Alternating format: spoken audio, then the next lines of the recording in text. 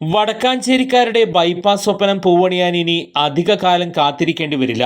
കിഫ്ബി മുഖേന നടപ്പാക്കുന്ന പദ്ധതിക്ക് ആവശ്യമായ ടോപ്പോഗ്രാഫിക്കൽ സർവേ നടത്തി അലൈൻമെന്റ് അംഗീകാരത്തിനായി PWD ഡിസൈൻ വിഭാഗം മുഖേന സമർപ്പിച്ചു കഴിഞ്ഞു.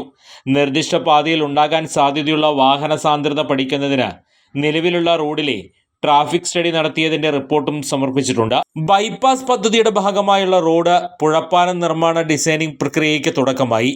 നിശ്ചയിക്കപ്പെട്ട 32 പോയിന്റുകളിൽ മണ്ണിന്റെ ഘടനയും പാറയുടെ സാന്നിധ്യവും ദൃഢതയും പരിശോധിക്കുന്ന സബ്സോയിൽ ബോറിംഗ് 6.33 ലക്ഷം രൂപയാണ് ഇതിന് ചെലവാക്കുന്നത്.